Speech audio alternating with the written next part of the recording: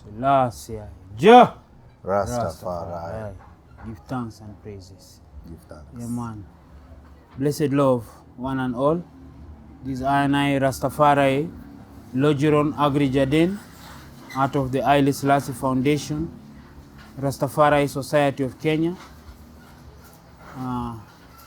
We are blessed this day to have our brethren come and discuss with us reasoning concerning Rastafari Livity. Anna is privileged to be here this day as an elder of the society and also as an experienced Rastafari in East Africa, Kenya. Yeah, man. Give thanks for the reason. Give thanks, Elder. Selassie. And give thanks pia kutupatia hii opportunity. Ndio. Kuweza kutukaribisha foundation, kukam kufanya reasoning na wewe, ni privilege. Ni privilege yenye lazima to give thanks for. Ndio. Na moso around topic of discussion yetu, which is food, indigenous foods and healthy lifestyle, healthy living. Hiyo ni part of the fabric yenye na form the Rastafari culture. But hata kabla tuanze, I think ingekuwa important tuanzie mwanzoni na kuelezea watu what is Rastafari?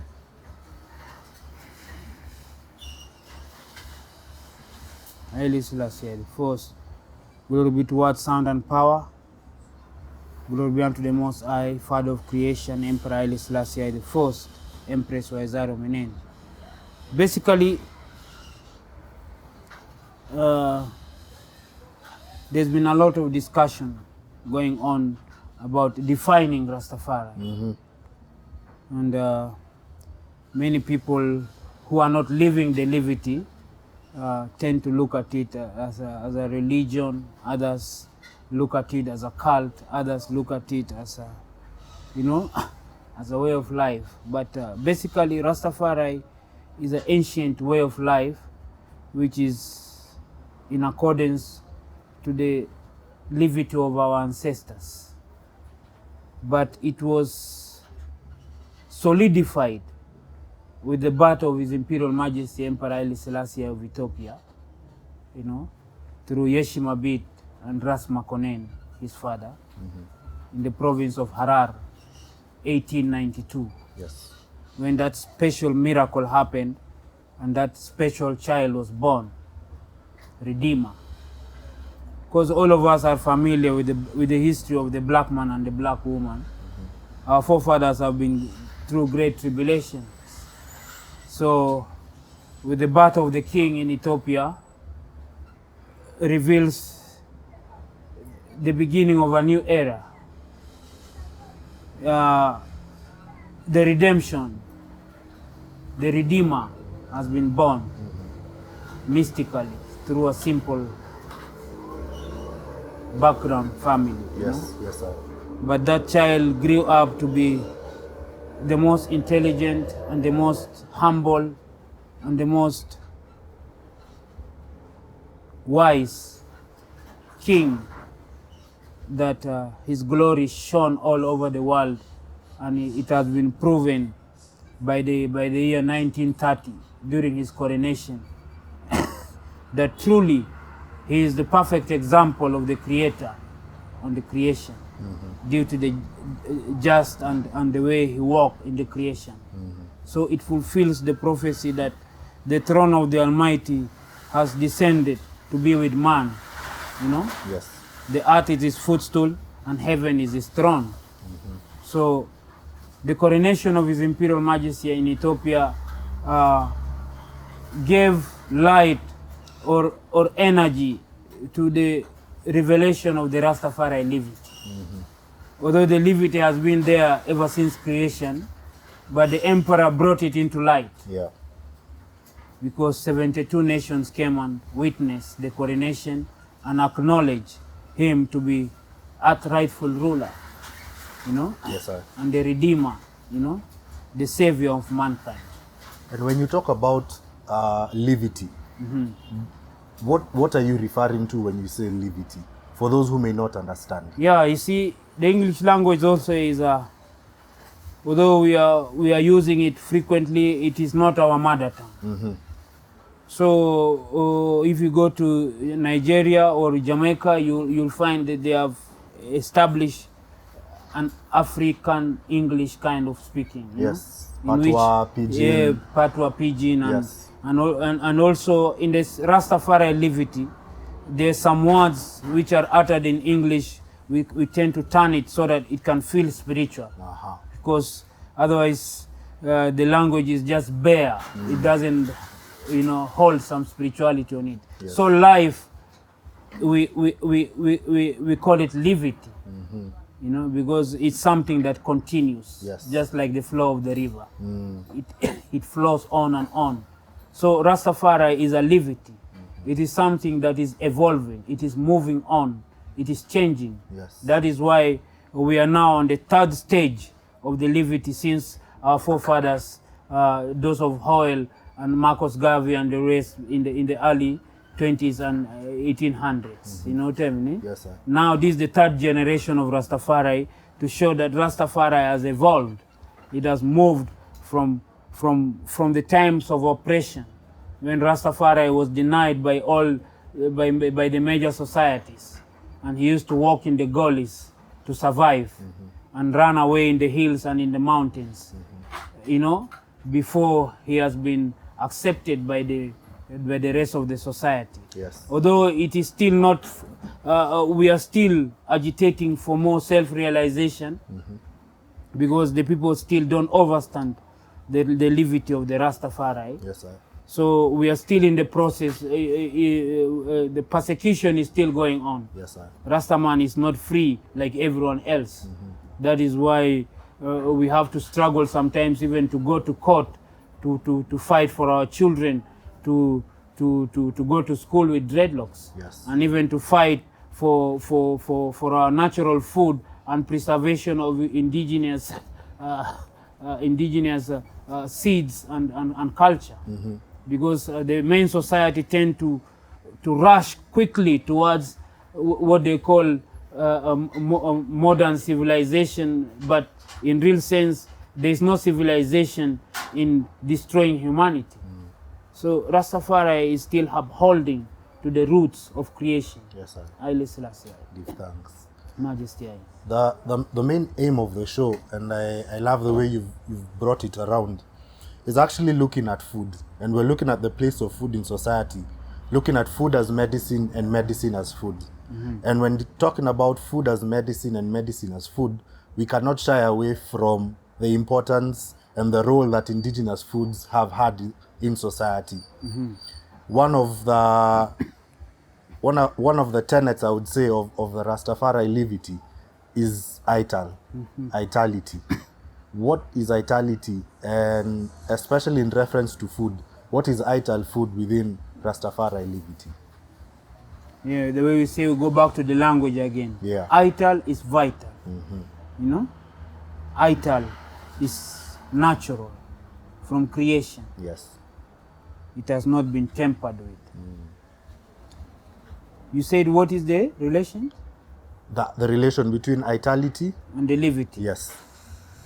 Yeah, it's mystic, You see, in the creation back days, when Jaja created man, he take the soil from Ethiopia and molded the first human, the first Buntu, the first Mutu from our soil here. And he put him in the garden with fresh water, trees, good environment and air, enough food and fruits to eat and to multiply the creation in beauty as custodians. Then our society was distorted, 1560, when Christopher Columbus discovered the route through India and introduced human slavery. Our forefathers were reduced to the level of animals, and they worked in the plantations and under hard conditions for over 400 years. in that environment, they were taken away from their natural food, from their natural air, from their natural environment and water to a foreign place. And because the people who took them there could not be able to take care of them, they had to introduce foreign foods for them, biological foods that has been made in the laboratories to sustain the slaves. So it has affected, if you can see the societies today, you know, many of our young men, you know what I mean, don't have their masculinity, you know, because they are eating food that is turning their DNA against them. You know what I mean? So Rastafari, because if you look at the creation, if you look at the animals, the monkeys, the lions, the zebras, the gazelles, crocodiles, all the animals, including the birds and the insects, they follow their ancestors to know what to eat and what to consume when they are sick, you know.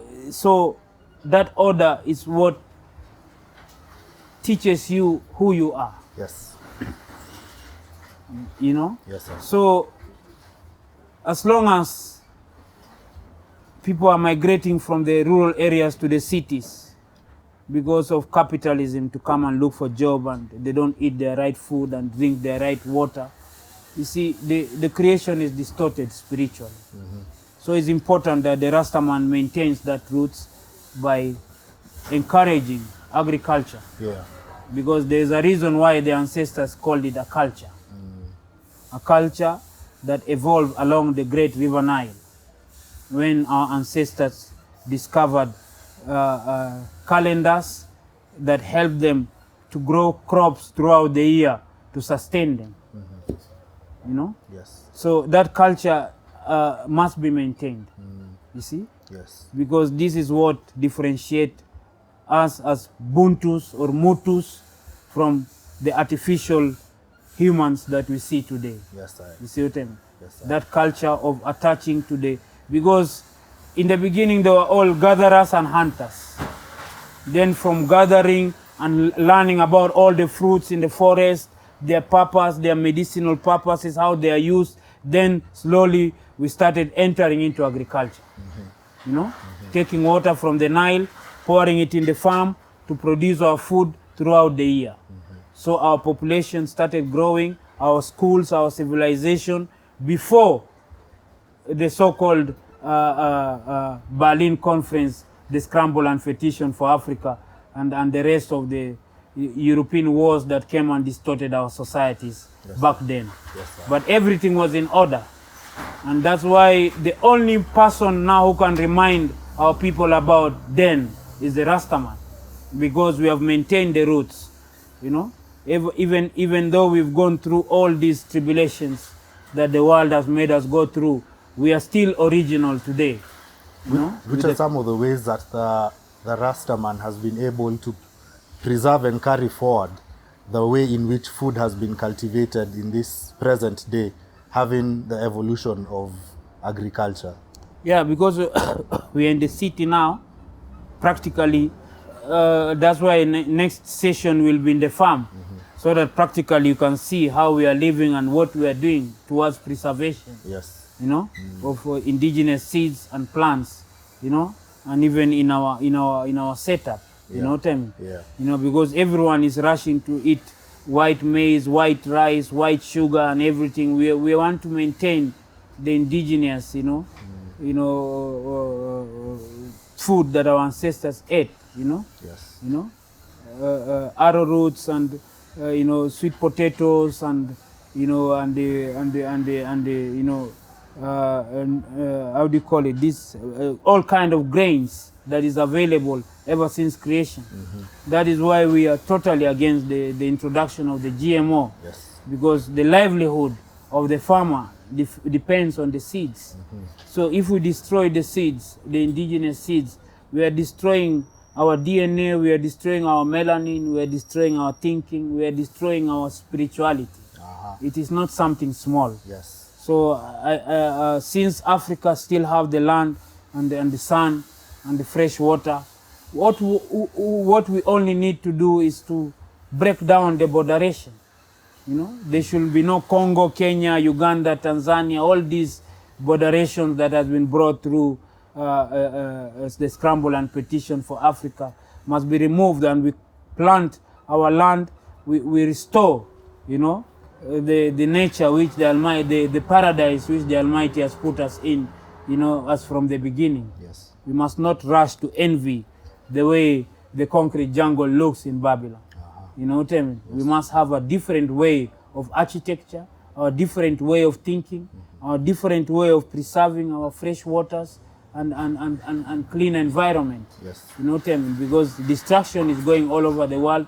Africa must not allow this to happen. True. Because we are the only garden remaining now for the rest of humanity to survive.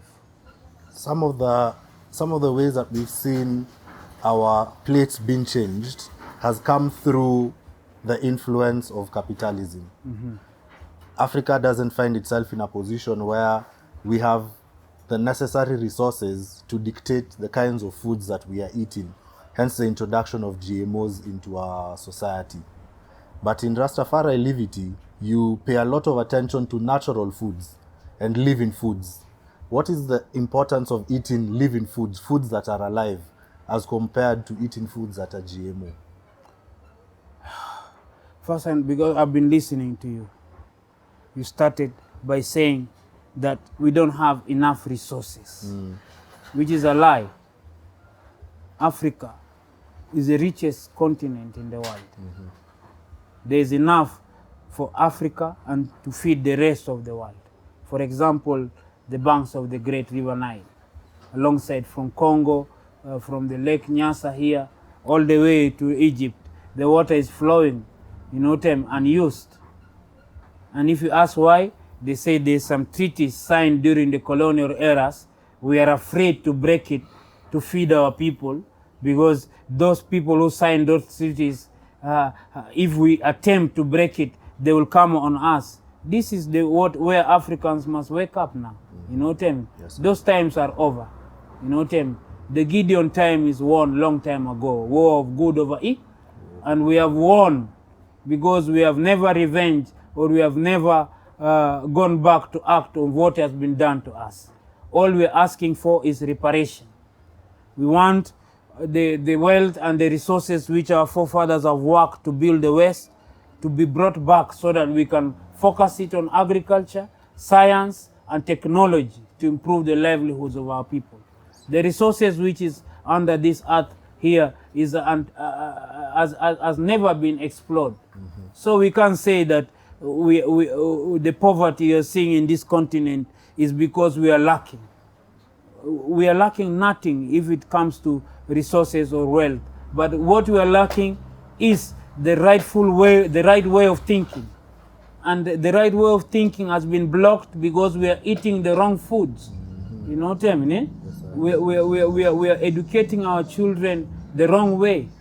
You know what I mean? That is why we must start thinking of developing the right curriculum to prepare the young people to utilize the resources of Africa well, so that if the Africans are fed and they are living well, then we can go and help the rest of the world which are now in impoverished poverty. Yes. Yeah, man. That is... So, yeah, man. So, it's just simple. Our leaders need to come together, you know, break down the borders, remove the tribalism,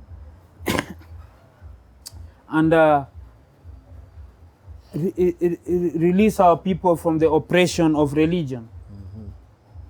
Because religion has been used as a terrorism towards our people.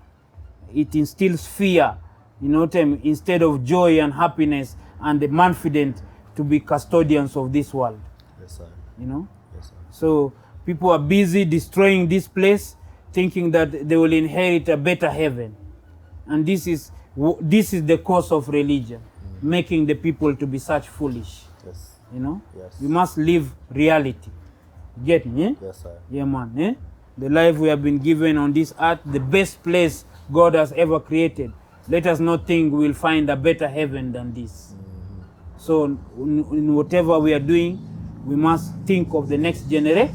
Next generation. If you are 50 years or 40 years old, even with your big cars and your vanity, you only have a few years to live because already you are not eating well and you are not living the right way. Yes. So let us think about the unborn and the ones who are born today, so that we can plant more trees and fruits and natural food for them. The ones who are rushing after GMO because they know they are already going. Yeah. So they don't care about the next generation. Yeah, man. For those who already live in the city, is all hope lost for them? Or is there a way for them to find their way back to natural foods? That's why we don't want to concentrate so much on the adults who can think for themselves. For themselves. Because if you are already a grown-up, you know what is good and what is bad. Nobody can come and tell you again, what to do. You have made that decision by yourself. But our focus is on these young ones who are still growing. We must avoid them from rushing into the cities to come and involve themselves into drugs and prostitution and negativity. You know what I mean? Yes, there must be a conducive environment there in the roots, in the rural areas, whereby to enable young men and young women to grow holistically. You know what I mean? Holistically, and means you must study your environment and know what it needs and how can you provide for it with your knowledge. Yes. You see, we go to school, we finish universities, and then we end up here in the cities, leaving our people in the rural areas dying, while we are supposed to be there giving them the best clinics, the best farming and all this, because we have got the knowledge. But all of us want to go to Dubai, to Emirates, to America, thinking that we are going to seek for greener pastures. You can see what's happening in Libya. Every night the boats are killing people as they are trying to cross, thinking that by going to the West, they are going to live a better life. And what is there in the West? The West has nothing. Everything that has made the West has been taken from Africa. So why can't we utilize our energy to make Africa a better place? You know what I mean? Yes, sir. Yeah, man. If we are going to the West, we should be importing nurses and doctors or engineers to go and help them, not to go and display ourselves in the streets there. You know what I mean? Yeah. Like crazy men and women. Yes, sir. Yes, sir. Yeah? When it comes to placing food on your plate, what are some of the ways in which people should be looking at their food and the foods that they are eating in their preparation? First and foremost, as long as the food is being distributed by the hands of the devil, your brother will become your worst enemy. That is fasting. Because food is supposed to bring us together. Yes. To make us love one another. Food is not supposed to be put in the fridge and then when it spoils, you want to throw it for the chokora to eat. Food is supposed to be, when you cook it, you call the chokora from outside there to come and eat with you. Eat with you. To make you be a human being. But food is not supposed to make us become greedy. The McDonald's and the KFCs and what. This is all capitalistic grounds to create more disease for the people. Yeah. You know what I mean?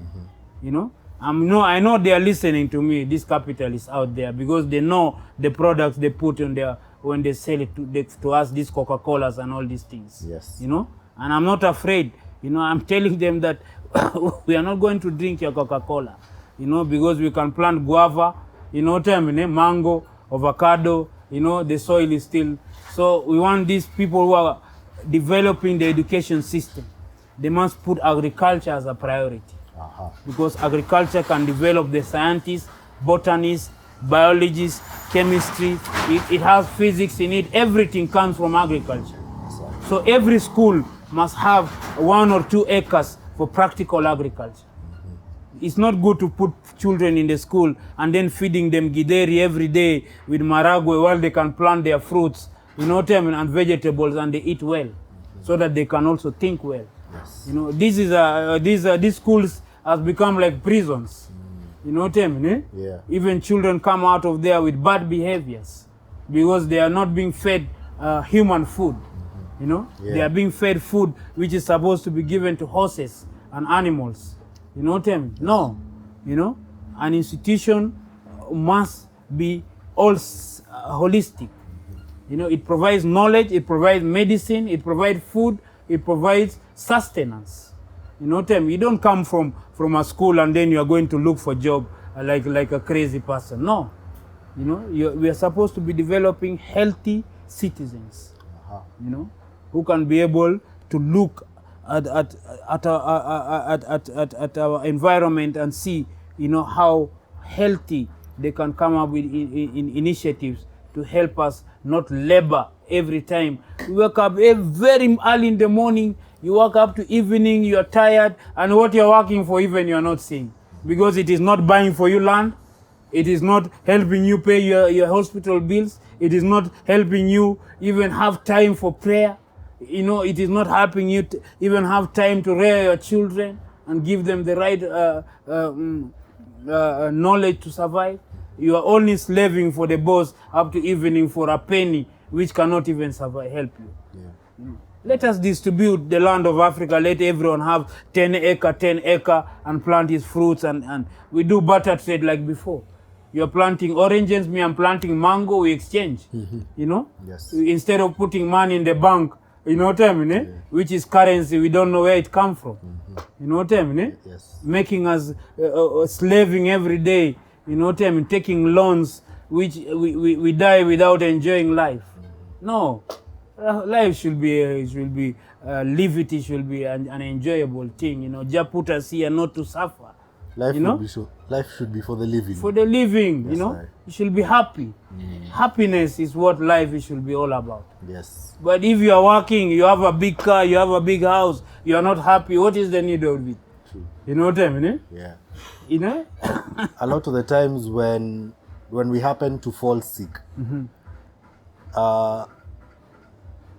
our traditional ways of healing through plants has been turned against us to the point where we look down upon it to cure simple things like a stomachache or a headache. Why do you think that this knowledge has been kept secret, and yet it's the same knowledge that is being used in conventional medicine? Because, give me some water, please. Because people want to take advantage of the situation. They even create diseases so that they can make medicine to sell. But otherwise, if the environment is right, there is clean water and there is natural fruits and vegetables for everyone, the way God said in the book of life, Genesis, when he said he created all plants and seeds for food and medicine for man. There will be no hospitals. There will be no diseases. There will be no need even for these pharmaceuticals to continue manipulating and experimenting with us. Everyone will be healthy, you know? Yes, sir. Because God has put medicine in nature, you know? Yeah. You know? So the more we pollute, we're even stopping the sun rays from reaching us. And the sun is is a medicine for humans. Yes. So it's just man to live right and stop the pollution, you know? And everything will be, the earth will turn back to be a paradise again. Yes, sir. Yeah, man. At the end of the day, the responsibility is on us as children of the soil. True.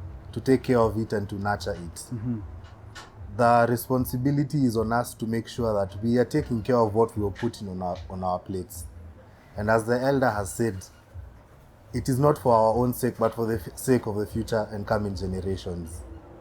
In this part in short, elder, what would you say is your message to the people out there on the whole concept of livity and how they could carry themselves?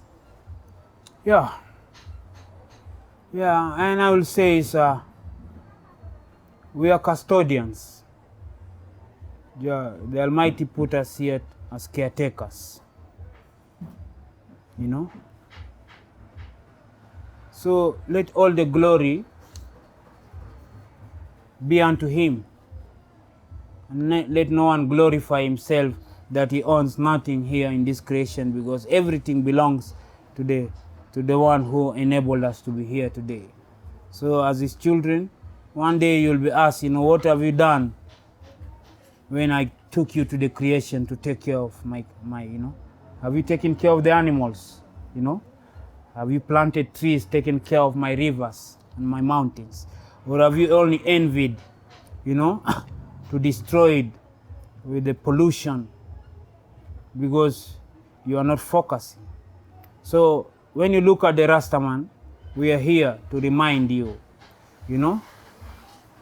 that do good and good shall follow you all the days of your life, because life is like a mirror. What you do will come back and affect you. So every time you put on your vehicle in the morning, you know that you're polluting the environment with carbon. Every time you board a plane, you have to know the pollution, Every time you drink a bottle and you're throwing it in the street, know that you're destroying the next future generation. So you must be cautious in your actions. You must be cautious in your mind, in your environment, and in your thinking. Give thanks and praises to one and all who are listening. And please, we'll have more reasoning coming soon. Yeah, man, please don't touch that dial. Selassie. Rastafari. Majesty. Give thanks. Yes, sir. Respect. Give thanks, Elder, for this opportunity and for sharing your wisdom with the people. True. It's definitely a lesson for one can carry with them. True. And so we also say thank you very much for this opportunity. Welcome. And to more to come in the future. True. There's still a lot Rastafari needs to show the people to remove the stigma, because as I've told you, the Livity of the Rastafari has started a long way. Many of our elders have been persecuted wrongfully because the people misjudge them. They think maybe the man who lives a natural way, he doesn't know what he's doing because he's not following the mass or he's not living in the box. But I'm telling you that there's a lot to be learned from the Rastafari Livity. Just give us a chance, to explain ourselves, because if the story of the jungle is told by the hunter, the lion will always be the victim. Let the lion speak his story, and the people will understand. Yeah, man. The lion is not here to destroy or we are here to protect, as a lion, is a king. Selassie. Respect. Yes, sir. Ladies and gentlemen, there you have it. Yeah, man.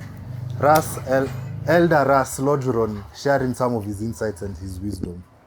We pray that you may take something away, and from that, plant your own seed. Yes, sir. Give thanks.